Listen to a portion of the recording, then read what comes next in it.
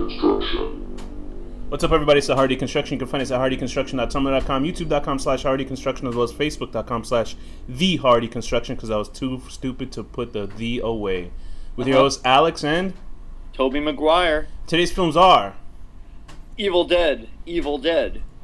Evil Dead from 1981 and Evil Dead from 2013. Two films that are... 2013, not 2013, 20. Yeah, I know, because we're in the future, buddy.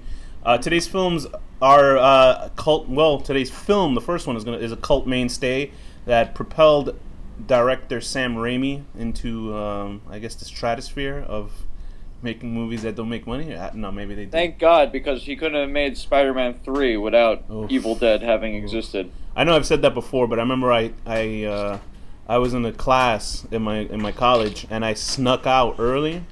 To go see Spider-Man 3, and then when I was watching it, I actually was like, wow, why did I cut class for this movie? I was that... You'd rather be sitting bored in class. Yeah, I was that, and so, like, and I'm not, like, I'm not too... I hope I don't come off like a snob on this show, because I really am not, and Danny knows. He is. Yeah, I actually am.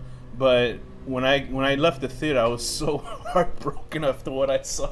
It was so horrible. Because I loved Spider-Man 2. Spider-Man 2 still may be my It's favorite. a good movie. I mean, the first one's good, the second one's good. I even like the new version with the new actors and stuff. I haven't watched that yet, but I remember the Spider-Man 2 is like probably my favorite superhero movie of all time. Right. Besides, Ninja Turtles aren't superheroes. They're like comic book. They are superheroes. I guess in a way. Pretty soon they're going to be alien superheroes. Michael Bay, what are you doing? So anyway, Evil Dead 1981. Let's get into that. That is a film directed by Sam Raimi and starring Bruce Campbell, Ellen Sandweiss, Richard DeManicore, Betsy Baker. Yes, it's unquestionably a cult classic. Wonder if any of those people ever went. Well, actually, one of them is in Oz the Great and Powerful. Which one?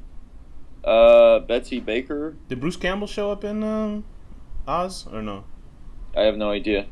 I don't know. He tends to show up in a lot of Sam Raimi's work. He was in all three Spider-Man films. So, anyway. So this film was made in 1981. It's about five friends that travel to a cabin in the woods where they unknowingly release flesh-possessing demons. Yeah. And what's your history with Evil Dead, 1981? I don't even know when I originally saw it, but I've Evil Dead. Been a fan of the original. Yeah, I've been a fan of that for a long time. And I like this. I've always liked the second one better, though. But it's a really good movie. I actually saw the trilogy. Obviously, Evil Dead, Evil Dead 2, and Army of Darkness. I saw them in reverse.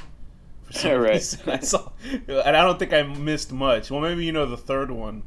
But I guess the third one's like a whole other thing. Yeah, the third one starts out with the whole.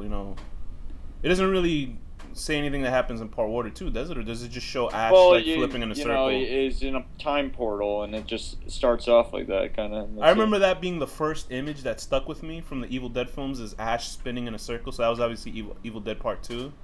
Yeah, I thought it was cool because I didn't know what the fuck was going on. I just saw a guy spinning. And then the film obviously jumps 10 years into the future, quality-wise, and then he's automatically fighting, demons and stuff, or skeletons and shit. The Deadites or whatever. What were the Deadites again? What are the Deadites anyway? Are they demons? Are they? Because they really switched up what they are. What Kandarian demons? What is it? Yeah, Kandarian demons. Because that's what they are. They are. That's what they are in the first one. In the second one, I guess they're still Kandarian demons. In part 3, he's still fighting Deadites, but I guess they are still Kandarian demons, but they're more... They're very sexy. They have good skin. They have nice eyes. But they're more like... what can I say they are by the third one? They're like an army, obviously, but they're not as... Let's see. When they possess the humans in the movies, they're pretty much, vile and evil and whatever. Else. In the third one... Well, the third one's a lot more like Lord of the Rings. Yeah, they're very sentient and very, they're almost barbaric. You know what I mean? Demons, but not stupid. Yeah. Because then they possess skeletons. Ancient times. That's what happened in medieval times. Part 3 is a very strange film that's awesome. It's just a very, very strange film that it's the scale that it has. There are certain scenes in that I just love. Like all the small ones jumping into him and stuff. Yeah, for me, I actually prefer watching Army of Darkness over the Lord of the Rings movies. But that's just me. You know what I mean? Because it's so strange. And it doesn't take itself seriously at all, but that's just me. But funny enough, I like The Evil Dead more than I did Evil Dead 2. And that's where you and I split up, I guess, in a sense. Maybe I have to watch Evil Dead 2 again, because I remember we did the review here, and I was like, oh, it's okay. Yeah, you gotta watch it again. But the Evil Dead, we're dealing with chance. We're dealing with 5 friends that are taking a trip to the cabin, desolated cabin that they got a really cheap deal on, a really good deal. I wonder who owns this cabin that's giving these people cheap deals. I guess that professor. Yeah, because the one that raised the demons. Yeah, I guess so. It's what was the professor? What was his name? Noby or something. I can't think offhand. I think it's like Noby. So Bruce Campbell plays Ashley Ash J. Williams, but they don't really call him. Well, they don't call him Ash now. They mostly call him Ashley, right? Throughout the whole film. He's Ash a few times. He's Ash. It's Ash. He doesn't seem to be the focus of the movie until the last 30 minutes, right? Yeah, I mean, at first he's just like one of the people there, and actually it focuses more on Scotty. Right. But then, like, Scotty quickly dies because he's a douche, and then Ash takes over. So Ashley is the brother of Cheryl, and Cheryl's the sister, obviously. Why did I say that? She's got a nose. Why did I say he's the brother of this girl and she's his sister? What point was I doing? There's Scott, who's kind of like the super bro, who's driving them there. There's Linda. Which one was Linda? Because two of the girls were kind of interchangeable. Linda is his girlfriend. Right, is Ash's girlfriend. I'm thinking, am I being confused right now? I might be being confused. And then there's Shelly, who's the third girl in there, and that's like Scott's girlfriend. I might be reversing the names of the girls, but so they're driving off to this cabin, and what did you say the quality of the first? It's like trauma quality. That's true. It really is. It's really like cheaply made. But then it gets better once they get. I don't know what that's about. Maybe the on-the-road camera wasn't as good as the cabin camera. The film was actually shot in 1979, towards the end of it, and it got all edited, and it took them like 3 years to release it to 1981. So maybe that's why. The fact that it was made in 1979 impressed me even more, because it feels like a movie from the mid 80s. The summer of '79. So, very good. You're about 10 years too late. But so they drive up to this cabin, and shenanigans already start out because they Scott or somebody finds there's horny trees everywhere. Yeah, there's horny trees everywhere. They find, and they're bisexual. They'll go for anyone. They find a tape player that has this professor.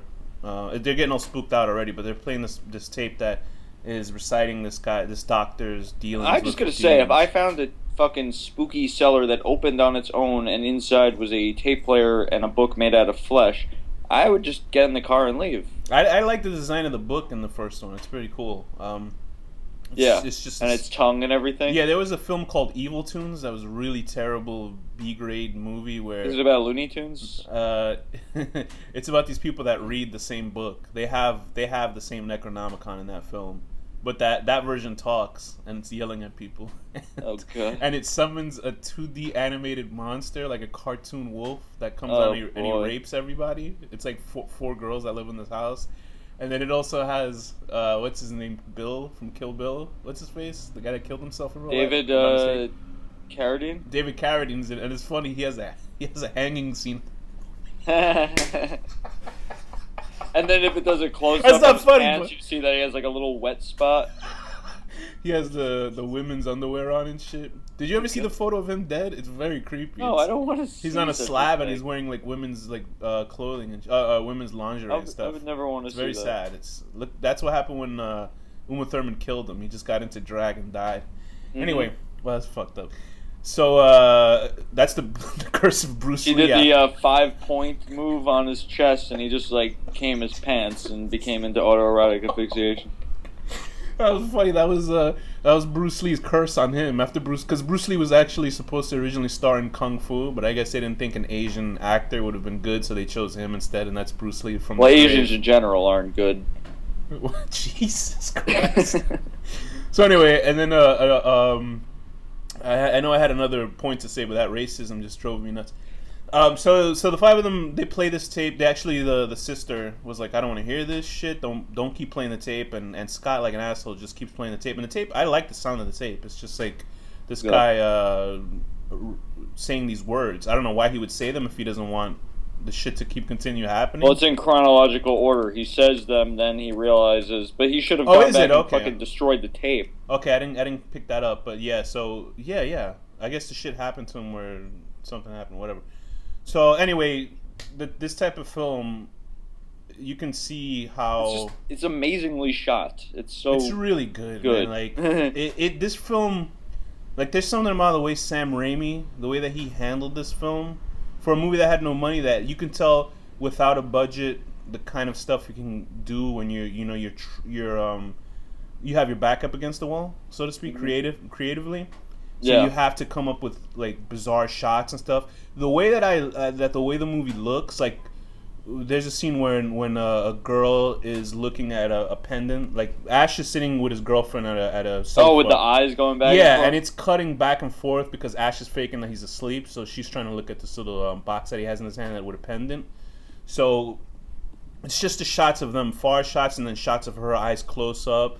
And you can tell that's exactly how the storyboards probably look like. Like you can tell because it's so artistically well done. The shots when the camera's flying through the forest, which was a 2x4 with a camera mounted on it with Sam and Ted. Awesome.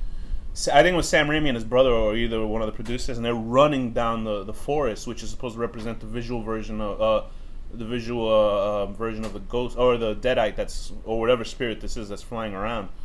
And just everything technically that they were able to get away with was so fucking cool. And what did you think of the visual style of the film? It's fucking awesome. I mean, everything, it's just like you feel like you're there. It's great. Yeah, like, it's really everything cool. Is so like interactive and fun. And so I could understand people in the 70s and 1981 watching this film. I'm sure they generally got scared because this is a lot of shit that was going on in this film that.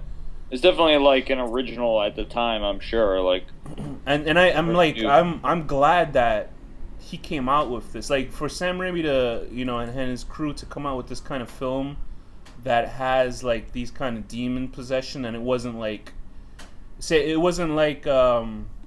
say Rosemary's Baby or that that kind of demon or where it was like a specific. These are fun-loving demons. Right, it was just it was a schlocky horror film, but not schlocky where they didn't give a shit about it. You know what I mean? Where it was just totally exploitative. Yeah. Although there was the tree rape scene, which is pretty exploitative. In the remake, the producers wanted it in there, and the director didn't really want it because he didn't really give a shit. These are demons. They're evil. That's why they're raping. It's showing that rape is evil. It's not promoting rape. It's saying that demons are evil people that rape. We'll get into that when we get into the remake. But this one, the rape scene seemed pretty goofy. Do you know what I mean? It was just like... I think it's so well done. Even like the claymation effects at the end, like as bad as they are, that makes them awesome, Yeah, the special effects were really good for the tree is assaulting. You could tell they did the whole reversal stuff, but it was done really well. And let's state that we do not promote rape. Only jokes. No, we do not promote rape. No, not at all. I don't think demons promote rape. Yeah, that's true. So this in the film they have the sister gets and Sam Raimi promotes rape. Well, I guess so because he put it in there. So anyway, the sister gets raped by the tree. And she's freaking out. But it's so funny. She saw a whole bunch of shit. She saw some creepy shit like out the window, and she didn't say anything about it. Like that family has very prominent facial features. Ash has the chin. She's got the nose. Yeah, she's got big schnoz. Anyway, after she gets raped, she's like, she freaks out, and she becomes the first demon, right? Yeah. And they decide to throw her into the now famous. What would you call that? A basement door? It's like a cellar. A hatch, a cellar door, excuse me. And that's you just made me think of Donnie Darko. Yeah, I know. That's like the most beautiful word in the world. Yeah, I don't really give a shit about that word. So with this film, what we're led to see, and it kind of ramps up from there. Basically, every person gets attacked and gets possessed, and the last person alive is Ash. And yet they walk from room to room alone, not realizing that this would be a bad decision. And they also don't hear what's happening in the next room when people are right. They'll hear a window smash, and then they very calmly walk into the room rather than running in like I would. Yeah, but but the film is so campy and weird that for me that kind of that part I was like I wasn't so offended by that. I was more offended in the remake. No, I'm not offended by it. All of it is genius to me. Right? Yeah, because it's so. it's so cartoonish. And do you think Sam Raimi went the right way in the progression of the series? Yeah, because you like the second a lot one. of people. I'm guessing at least that people may not like Army of Darkness, but I think it's awesome. I thought it was I think it was a natural progression because of how goofy Ash was in the sequel. It's more like a Looney Tunes episode each time. Yeah, I like what they did because you know what I mean. It's like in this one, it's very serious actually horror film, and they decided to go in a comedic way for the sequel for whatever reason, and I think that probably freshened it up to make Ash more of a main character that he can goof around and become his own entity. As opposed to, like, it reminds me of the Tall Man, Phantasm. How that guy starts off. The first one's kind of like a serious movie, but then as they go, they get more like silly and campy, and that older guy becomes like a iconic guy. Right, self-referential and stuff like that. But I understand why they did it because can you imagine how many Evil Deads they would do, and it would honestly become the same shit each film. People going into a cabin and attacked by monsters. And I could see that getting more because you look at the Saw films. The only reason people go see Saw films is to see how characters die, as opposed to following a story. There is a storyline in those, though. I have to give them credit. They do. They do. I watched all 7 or 6 of them, or whatever, how many there is. They actually have a storyline that continues from the first one to the 7th. The only problem is 5 of those movies are fucking horrible, and you gotta there's only one that's really bad to me. Which one? I think it was the 5th one. I thought is that was the one that gets crushed to death at the end? I'm trying to remember. There was either the 4th or the 5th one was really bad. I think the 6th one was actually the best. Yeah. Wow. Yeah, we agree on that. Wow. Okay. Is that the one with the insurance guy? I don't remember. I mean, they all. I thought it was the best one, and then there was one where there was like one murder and. It was basically just like a cop drama the whole time, and I was like, "What the hell is this?" But the thing is, I like cop dramas, but even those ones, I was like, "What the fuck is going?" That's why I like the first one, and I like but the 6th one didn't have like a cop thing, but the characters were so paper thin. Like I don't think Jigsaw would stand up very well against the Deadite, though. No, of course not. He would just get fucked up. But I like the progression of the series. But I think what they did was very important with Ash. What do you think of special effects? In Saw. Yes, I like it all. Evil Dead. All fun in this movie. Like, it's just fucking, like claymation and reverse effects and stuff. But it just looks so glitchy and cool. Yeah, I think the Deadite effects got a lot better in the sequel, obviously, because they got more money. And I was reading the trivia for this one, and it was so funny because they made a big deal about that pendant or that jewelry that Ash gave his girlfriend. Yeah, and they bring something like that into the remake. Yeah, they do. I think they just did it just for a reminder. But the jewelry in the first one was supposed to mean a lot more. Yeah.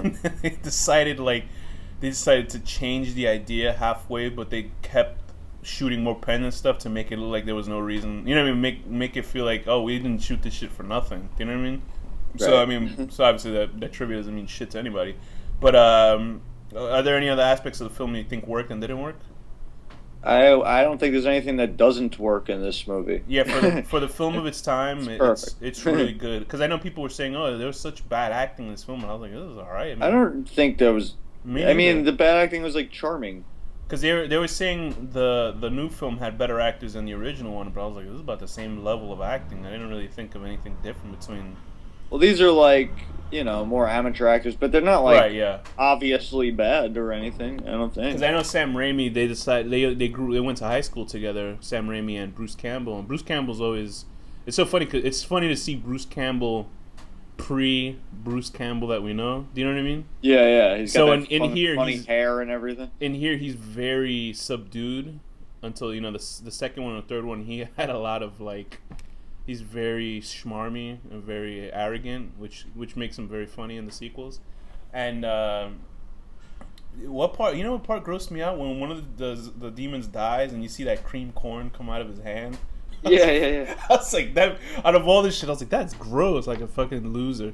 But yeah, I think to see Ash, if you saw the first, like I did, you see the third film, the second one, then you see the first one, which I don't know, like a retard does, like I would. I've never done it like that. I watched them in order, so I don't know.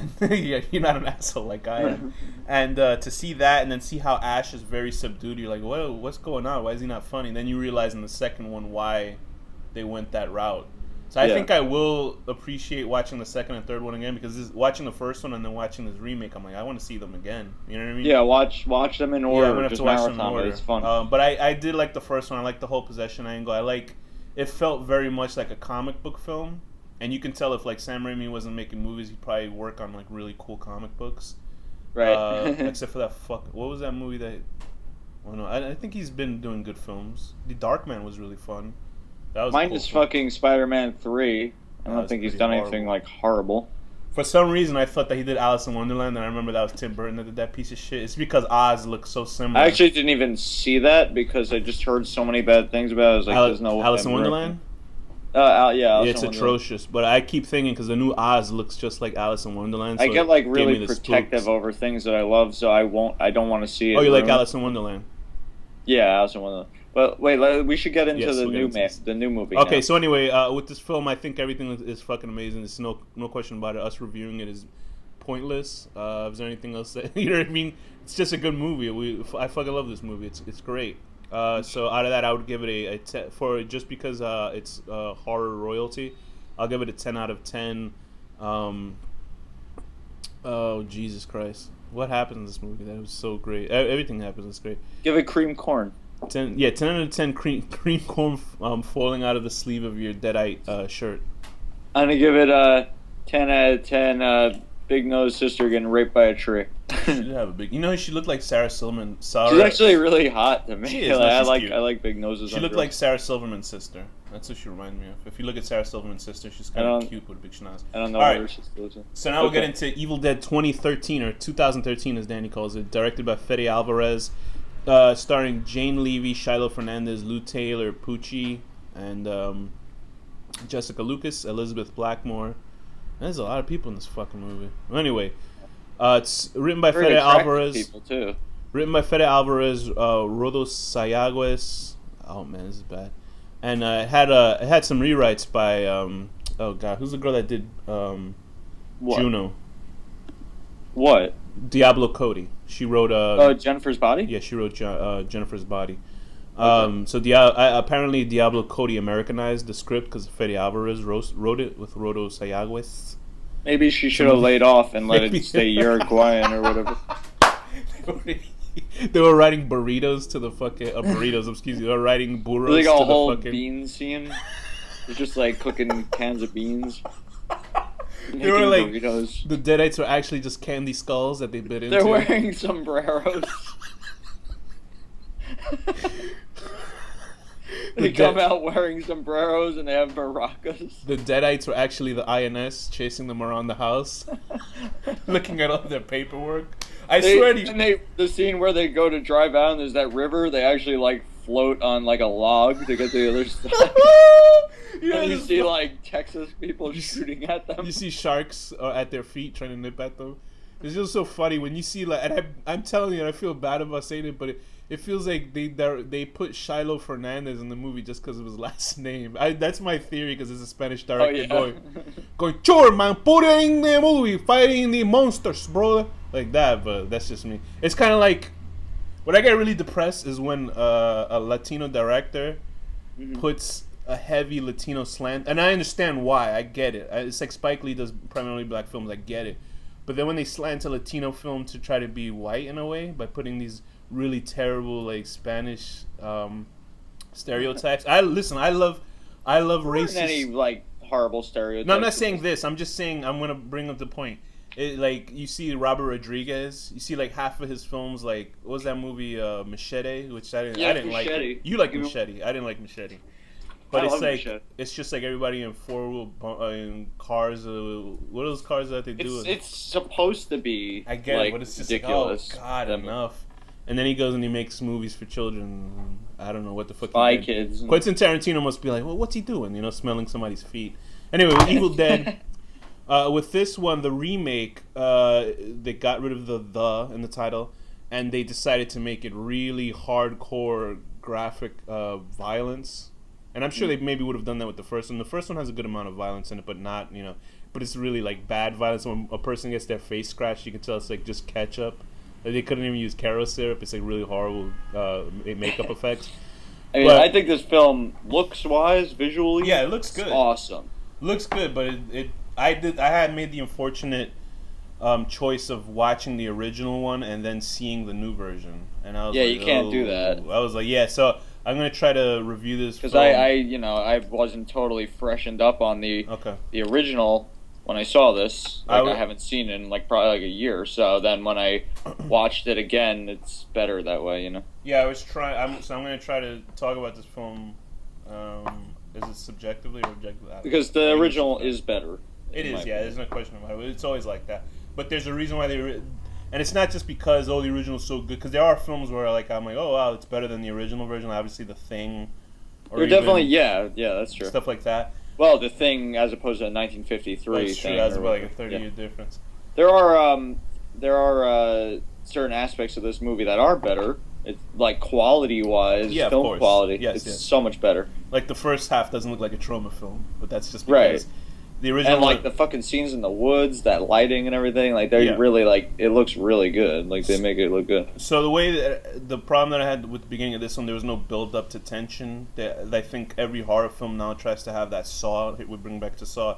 A Saw opening where it's very violent and crazy and be like, oh shit, a James Bond kind of opening. Yeah, where they had the whole idea of her going crazy from drug withdrawals. No, but I'm talking about the beginning. The beginning with the actual guy killing his daughter, and there's all these weirdo people around him. Mm-hmm. I don't know who those people were, unless they were just there to help him to kill her, I guess. But I guess it's this man. Was it the professor? Was it or no? Nah, it was just some guy, whatever. And he has to kill his daughter, and then she's cursing at him, and then decide to set her on fire. She's kind of cute. She is, and they blow her brains up, and it's really. They blow her brains up. Yes. Well, I'm picturing if they actually tied TNT to her brain, or just like that Garbage Pail Kids, the kid with the fucking TNT strapped to his head and explodes. Yeah, maybe not. The way this film starts out, it's very just like a violent opening, I guess, to get people going. Holy shit, is this what we're in store for? Yeah. And they said this movie was primarily regular effects, not any CG or anything. I don't think there was any CG, even with that opening. Yeah, I don't think there was any. I think it was entirely, from what I read one time, I think Sam Raimi talked about it, that it's entirely practical effects, which makes me love it, right off the bat. I don't know how that opening wasn't CG, but... Well, the girl on fire. I read an article. I think I posted it to our Tumblr, actually, about how there's... Oh, yeah, I'm reading it right here on Wikipedia. We didn't do any CGI in this movie. Everything that you see is real, which was really demanding. So I hope they get some award. Alvarez. I hope they get some award for that girl on fire yelling at them, because that's pretty cool effects. Yeah, that's the director who said that. So that's great. Automatically, I like it a lot just because of that. Right there from the tone, you can see where the film is going to go from here. It's just really brutal violence. And the only other film I could think about that was like that. I always blank out the name of the film, but it's about this film that about these. It's the same premise. 5 kids that go on vacation. They go to the Mayans area, where in Mexico, and they get attacked by the trees and shit like that. Because not the trees itself, but the trees have this there's something in there, the pollen that gets onto your body. Right. It attracts the roots to kill you in really horrible ways, and it almost becomes torture porn, but it's really. I gotta find out the name of that. The plural of porn. Go, keep talking about the opening or whatever else. Alright, anyway, so, the movie starts off with this scene of a demon getting killed by her dad. The ruins. There you go, the ruins. But anyway, sorry about that. It felt the same way. It was this violent film with people visiting somewhere else, and they kind of have to cut their arms off, cut their legs off, and really fucked up shit. But go ahead. So then, then it goes to, now it's a bunch of people going to the cabin. And right off the bat, you see the car, Ash's car and everything, which is they're driving in their own car. Ash's car just happens to be there. Yeah, it's rusted, 20 years so it makes later. You think, oh, maybe this is 30 years later or something. Although his car came with him to the past. Yeah, yeah, it did go to Army. Well, whatever. It's just a nod. It's a nod, so it's cool. And he produced it too. What's his face? Bruce Campbell. Anyway, so it's about the basic. Plot is there's this girl Mia who's really hot and she's addicted to drugs and she has to detox, and her asshole brother who Shiloh Fernandez, like kind of abandoned her is back now with a bunch of friends to make sure that she's okay. She keeps putting the screws to him because I guess their mother had a cancer and she died, and the daughter Jane. I think she was in a mental institution, so maybe she had like brain cancer or something. Oh yeah, so Mia was waiting there while the brother was finding himself somewhere else, and he didn't come back in time to see be there when the mother passed away. Did they say anything about the father? Or no? The father was dead to him. So anyway, Mia keeps breaking his balls all the fucking time. She's like, shut up, jeez. She's super hot though. Okay, I get that, but she's related. No, but she could say anything. Even if she was related to you, you'd be fine with that. If she was related to me, there'd be some incestuous things going on. Some fucking listener right now that I always wonder, like I had a brother, but like if I had a really hot sister, Jesus, what a fucking creep. There's somebody listening to us right now. It's just like a natural, because I've never. I mean, obviously, I'm joking, but I've never experienced it. But I wonder if there's like brothers that are attracted to their sisters and vice versa. I'm sure there are, but I have a sister, and that never fucking went through my mind. You never tried to twiddle? No, I did not. Okay. But I'm sure there's a listener that went through some horrible ordeal and is listening to this episode. And I hope I'm traumatizing them right now. So anyway, the film starts out with these 5 friends. They're pretty much paper thin, as paper thin as the original one. They're trying to give a backstory to David and Mia, which I guess works for the film. I thought there was some nice character development. With the brother and the main brother and the main sister, and kind of with that douche hipster guy. The douche hipster guy has no background to him besides. Well, he's just like being indestructible. Added his friend for abandoning them. Yeah, so it's like that. It's just throwaway lines, and I didn't care because there was none of that was in the first one either. So I mean, I didn't really give a shit. But I remember reading some review where a guy was saying, "Oh, the characters." Yeah, but stop thinking about the other one. Just think about No. I'm talking about this. They're talking about how paper thin the characters were compared to the first one. I was like, what? The characters in the first one have no fucking background to them compared to this one. Yeah, not really. So I'll give them, props for trying to, make David and Mia's relationship mean something in the film, that they would care about each other. But honestly, I don't really give a fuck. You don't care about.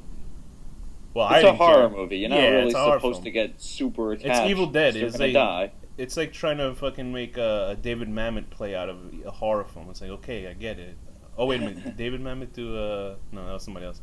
Anyway, what did you think were the strengths of the characters? That's a joke. Well, they're hot. You like Mia, right? Enough with the. Everyone is hot in this movie. Everyone. It's weird. Even the demons are hot. There's Mia, which is probably not a good thing. There's Mia, who's a junkie who actually died one time before, and they resuscitated her during a drug overdose. So now this is their second time, and they're gonna force her to stay here. She doesn't know it yet, but they're gonna force her to detox. There's David, obviously the brother, who's whatever. He's just a guy who's in and out of people's lives. Eric is the school teacher. He's an angry, bitter friend. He looks like he came out of the 70s. Like he has the hair and the glasses, so he looks like a hipster. He's got to shave that mustache of his. It doesn't fit him. Then there's that hot Indian chick. Is she Indian? Whatever she is, she's so hot. Jessica Lucas, who plays Olivia. I've seen her in a bunch of things. And, the nurse. She's the nurse friend. She's a very, very pretty girl. Now who else is there? I'm blanking. Oh, the girlfriend of David. Of David, yeah. David's girlfriend. What is she? Let me see. Born and raised in Vancouver, Canada. She's Canadian? Oh, snap. Another Canadian girl that we know. Uh-oh. Anyway. You hear that, Thea? Go get yours. Anyway. So, yeah, she's quite the looker. And there's Natalie, who's David's girlfriend, who's kind of, like, pointless, besides some gore effects that happen to her. Yeah, anyway, she barely does anything.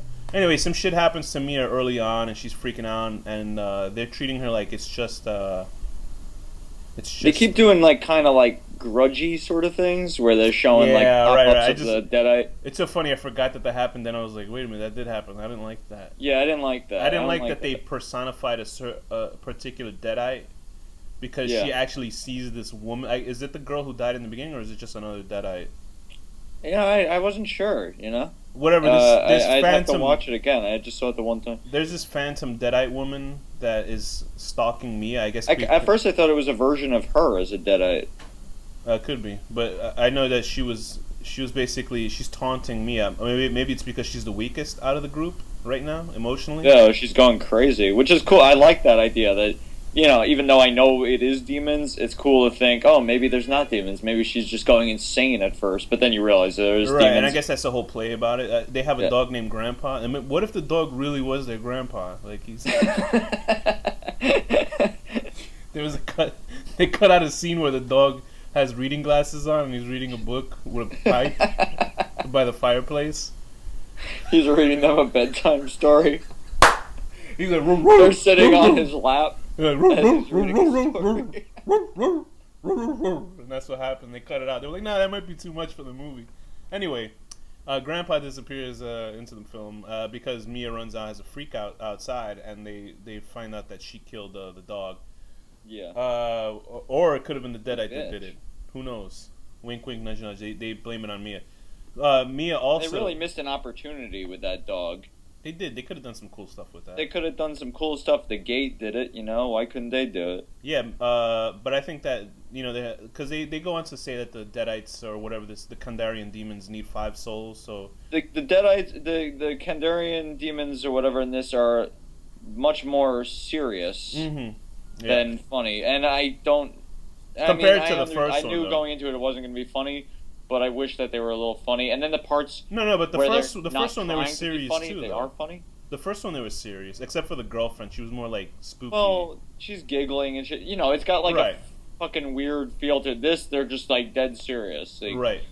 And you didn't care for that. I want like a little humor. I need humor in a horror movie, or I just can't deal with it. So I was very surprised that Mia is the one that gets raped by a tree. I didn't expect her to get raped by the trees in the forest. Did you think that tree rape scene was so much better than the original tree rape scene? For me, it seemed fucking stupid. like the first one was stupid, and this one was stupid too. Effects wise, it was good for the first one. I thought the first one looked great. I couldn't even figure out how they did it. For me, it didn't feel like any reason to be in the movie anyway. Do you know what I mean? Yeah.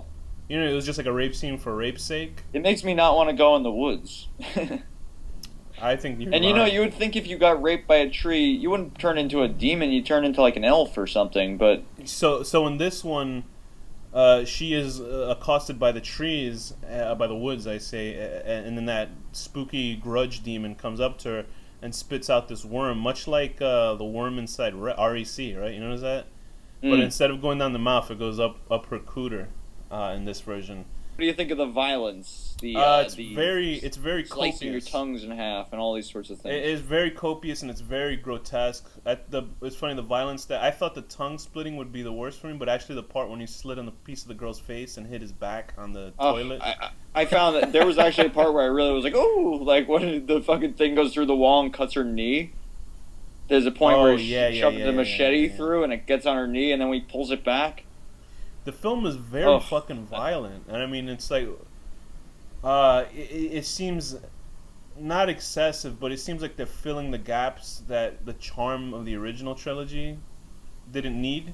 Do you know what I mean? I'm thinking back to it right now, and I'm liking the movie more as I think back to it, actually. I don't know. For me, it felt kind of empty, but that's because I saw the original one. I mean, for me, there's no iconic character. Yeah, and there's nothing.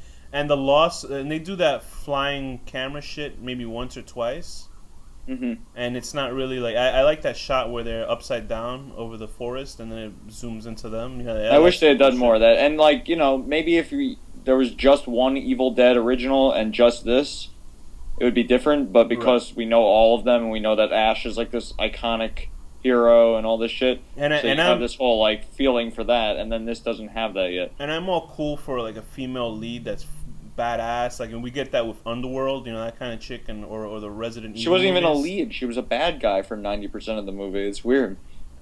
Yeah, I know. So to switch her around and make her the hero, because it seems like David is being set up to be Ash 2.0. And for when he dies towards the end, and they put it to Mia because she gets sacrificed and then resuscitated with some fucking A-Team sort of bullshit that they use. I did like that actually, because it goes back to like when he makes hand chainsaws. I was almost hoping that they did the shit that Raimi does, is zoom into the thing and and just how he keeps zooming into shit that's in the film. Yeah. And but they didn't do it for some reason, and it was just like, this is kind of stupid. Why they do that? And I don't know, whatever. It seems like it was. I don't know. I just didn't give a shit. I really didn't care for the film. Yeah, looked good. Really looking cool film. Really cool looking film, and really violent and crazy. And I guess if you're in to see a film like that, I saw it all alone, which was the first time I've ever had this. It was an afternoon showing, and I was the only person in a really big theater. So for me, it was maybe a different experience. Like, and the thing is, cool. You know that I love violent horror films. I love them. Yeah. I mean, the story of Ricky is one of my favorite movies of all time. Itchy the Killer is one of my favorite movies. Story of Ricky is fucking badass. You know, Itchy the Killer and all that, Over the Dead Alive. But there's a charm to the film. You know what I mean? Each one of those films has a charm and something about it. Because they're kind of funny and they're kind of right. Yeah, there's something about them where you can take something else besides the violence. Like the violence was for a reason. Here, the violence is here to just shock, I guess, and I guess that's the point of a horror film. I don't know. There were scenes like the scene I said it before. The scene when she's in between the walls and he's stabbing at her with the fucking machete. Yeah. That was like a creepy. As I'm watching it, I'm like, ooh, that felt like the original Evil Dead to me. There's some parts, because, like, the Evil Dead for me, like, the original one didn't spook me out until the last 10 minutes when Ash is getting his shit together and you hear the voiceovers. Like I said this before, you hear the voiceovers toward the end that were replaying from the beginning. Join us. Yeah, right. And in this one, I could say the last 10 minutes of the film are fucking great for me, because it's like, Mia fighting the evil Deadite that gets. They're trying to. What is which? Like, I wasn't even sure which Deadite that was. Because it had two arms, so it's obviously that somebody. It summoned the Deadite. Whoever. So was that like the Deadite? Yeah. Something like... Because in the book it warns. It says if you say these words, whatever, he's gonna come after you take 5 souls. And obviously there was more than 5 souls taken. And I like the rain. I guess Grandpa counts. I like the raining of the blood. Because apparently, that was cool. Apparently, in the original ending of the film, she gets picked up by 2 farmers, Mia, and she's still possessed. So it doesn't make sense that she's getting attacked by a demon if she's still possessed. Or maybe they'll do some shit like Alien, where Ripley was half alien by the 4th one. So maybe that's why the creature was attacking her. I have no clue. That's just speculation. I wouldn't mind if they made a second one to this. I think that's the point. And I think that because did you stay for the after credits? Not the full thing. Why? Because Bruce Campbell shows up at the end. Are you serious? Yeah. Oh my god, I fucking missed that. Really, I'm a fucking idiot. Oh my god. I put it on our Tumblr a while back. It's you hear the original recording of the book, which I thought would have been fucking way cooler in this. And this instead, the teacher's reading the book out loud. Which I'm stupid. I feel like embarrassed that at the very end. You can find it on YouTube. At the very end, you hear the recording of the tape of the original one. Mm-hmm. And then at the very end, you see Bruce Campbell's face in silhouette. And after the tape ends, after what the doctor says in the first one, Bruce looks towards the camera and he says "groovy," and it just cuts to black. And it was funny because they obviously recorded it in the theaters, and there were people in the theater going, "Who was that?" Like, oh god, because they never saw the original ones, I guess. And I guess that's shameful. But I can imagine watching this movie for the first time and not knowing what.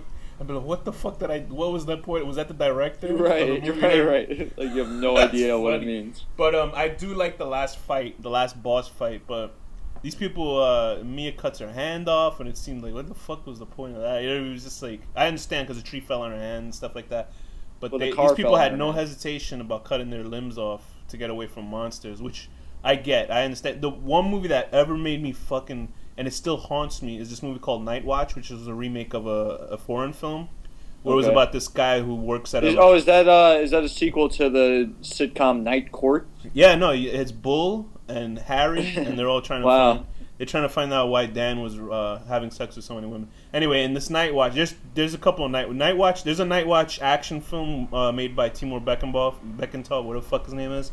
That's not this one. There's a Night Watch from a remake, like in the 2000s or either it was late 90s.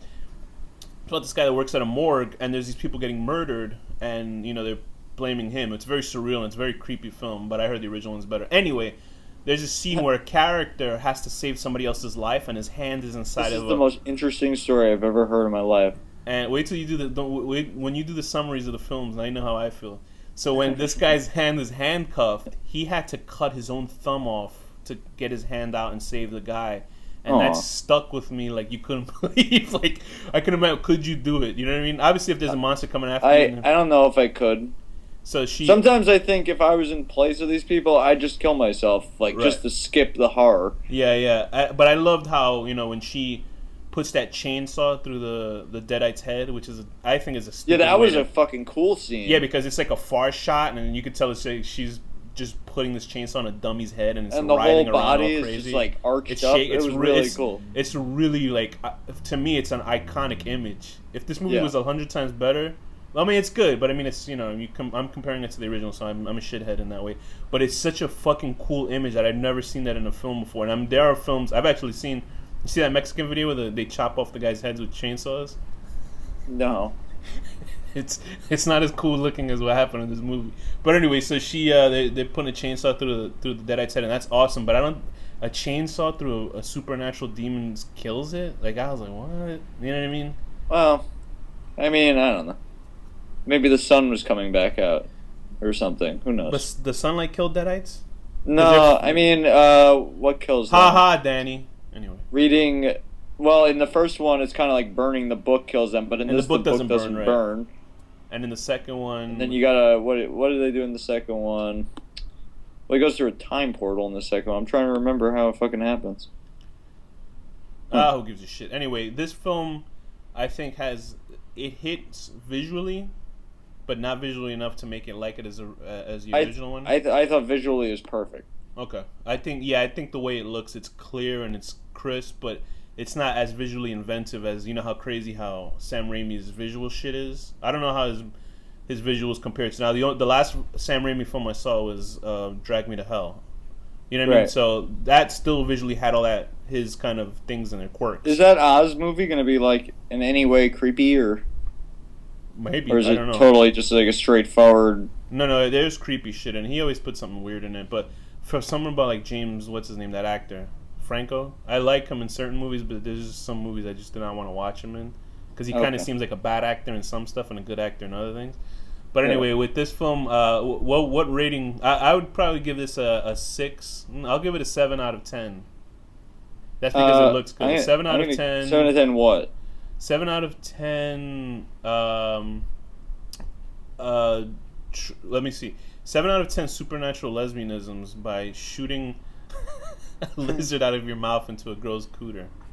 Okay, I'm gonna give it a 8 out of 10.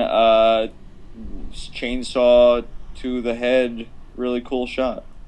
So with that, well, I guess that's how you feel about both films. So with that, our next film in Demons Month is Demons. So my god! You know what? Do you think that movie's about demons? I'm gonna say it's a strong hint towards a yes. So Danny, what's the final word? Demons. Hi.